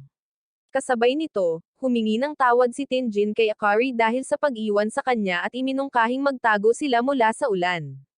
Doon, tinanong niya si Akari kung ayos lang ba siya, at humingi rin ito ng tawad sa pagdudulot ng napakaraming gulo. Pagkatapos, tinawanan ni Tinjin si Akari dahil sa pagtawag kay Jiro nang matagpuan siya nito. Habang sinasabihan niya itong tumigil sa pagtawa, tinanong ni Tinjin kung may kinalaman ba siya kay Jiro. Itinanggi ito ni Akari, ngunit dahil sa pamumula ng mukha nito, hindi siya pinaniwalaan ni Tinjin, kaya ipinahayag niya na ikinalungkot niya ito. Samantala, sa kagubatan, nakatayo si Jiro sa ulan, nagtataka kung nasaan si Akari. Ngunit dumating si Shiuri na may dalang payong at inanunsyo na natagpuan na si Akari. Nang idagdag niya na natagpuan siya ni Tinjin, mukhang malungkot si Jiro. Di nagtagal, nag-usap sila, at tinanong ni Jiro si Shiuri kung pumasok ba ito sa kagubatan para lang sabihin sa kanya iyon, ngunit sinabi ni Shiuri na nag-aalala ito para sa kanya. Noon din, tinawag ni Jiro ang sarili niyang talunan dahil hindi niya natagpuan si Akari bago si Tinjin, ngunit sinabi ni Shiuri na naging mas cool na siya simula nang magsimula ang praktikal. Dagdag pa niya na naiinggit siya kay Akari dahil mas kilala niya ito, na ikinagulat ni Jiro, na nagtanong kung ano ang pinag-uusapan niya. Bilang tugon, sinabi ni Shiuri na hindi pa niya nakikilala ang panig ng asawa ni Jiro, ngunit nilinaw ni Jiro na hindi siya umiibig kay Akari. Pagkatapos nito, tinanong ni Jiro si Shiuri kung sinubukan ba niya ang kiss kay Tinjin, ngunit sinabi ni Shiuri na siya lang ang taong sinubukan niya ito. Pagkatapos ay sinabi niya na siya ang una niyang kiss at tinanong kung siya rin ang una niyang kiss.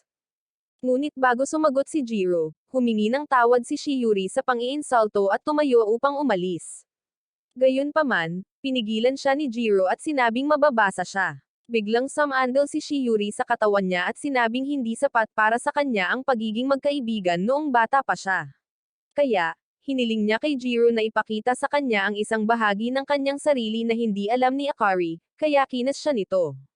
Samantala, tinanong ni Akari si Tinjin kung bakit siya malungkot, at ipinaliwanag niya na para siyang isang nakatatandang kapatid na ipinakilala sa kasintahan ng kanyang nakababatang kapatid na babae. Nang marinig ito, naisip ni Akari kung nagiging sister zone siya, kaya tinanong niya si Tinjin kung mag-iiba ang nararamdaman nito para sa kanya kung sila ay ipares para sa praktikal na kasal. Bilang tugon, humingi ng tawad si Tinjin at sinabing alam niyang matagal na siyang may gusto sa kanya. Gayunpaman, sinabi niya na may mahal na siya, at tinanong ni Akari kung tinutukoy niya si Shiuri, ngunit natawa si Tinjin nang marinig ito. Pagkatapos ay sinabi niya na hindi niya ito kilala. Pagkatapos, sinabi niyang masama ang loob niya, ngunit natuwa siyang malaman na may nangyayari sa kanila ni Jiro. Pagkatapos ay ipinahiwatig ni Akari na maaaring may iba ng mahal si Jiro, kaya pinayuhan siya ni Tinjin na ibigay ang kanyang makakaya para makuha si Jiro. Bigla, naiyak si Akari, sinabing natutuwa siyang umibig kay Tinjin. Pagkalipas ng ilang araw, bumisita si Akari sa isang templo upang magmakaawa sa mga Diyos na tulungan siyang makuha si Jiro, at binalikan ang sandaling bumalik siya sa lodge at narinig ang mga taong nagbubulungan na nakabalik na siya mula sa Pound Town. Samantala, Iniisip ni Shiori kung ano ang naramdaman ni Jiro nang ikis siya nito sa kagubatan at nag-alala na baka may ibang nakis si Jiro bago siya. Pagkatapos, napagpasyahan niya na si Akari ang asawa ni Jiro, at siya ang side girl. Kasabay nito, naisip ni Jiro ang kanyang matinding sandali kasama si Shiori sa kagubatan at sinubukang intindihin kung ano ang ibig sabihin nito para sa kanya at kay Shiori. Kalaunan, tumungo siya sa isang tindahan upang bumili ng manga, ngunit nakasalubong niya si Shiori, na sinusubukan ding bumili ng parehong manga. Nagulat sila, pareho silang nataranta, at tinanong ni Jiro kung nagbabasa ba siya ng manga. Bilang tugon, sinabi ni Shiori na binibili niya ito para sa kanyang nakababatang kapatid. Nang idagdag niya na matagal nang gustong makita muli ni Kenta si Jiro, nagulat si Jiro na naaalala siya ng bata. Pagkatapos nito, sinabihan ni Shiori si Jiro na kunin ang huling kopya ng manga, ngunit iginiit niya na kunin na lang ito ni Shiori. Di nagtagal, tumayo sila sa labas ng pinto, naghihintay na tumigil ang ulan, at nag-isip si Jiro kung ano ang susunod na sasabihin. Bigla, tinanong ni Shiori kung gusto niyang bumisita sa bahay nito para mag-usap hanggang sa tumigil ang ulan, at naisip ni Jiro na malapit na siyang makipagsesyon, kaya pumayag siya. Pagdating sa dorm, pumasok si Shiori para siguraduhing malinis ito at bumalik para imbitahan si Jiro, na nagpasalamat sa kanya sa pagtanggap sa kanya. Pagkatapos, dumating ang babae dala ang tsaa at umupo sa tabi niya habang nagkokomento si Jiro tungkol sa kamanghamanghang aroma ng tsaa nito. Pagkatapos, pareho silang nagbasa ng mga libro, ngunit tinitingnan siya ni Jiro sa gilid ng kanyang mga mata. Bigla, nahuli siya ni Shiori na nakatitig at tinanong kung may kakaiba sa kanya.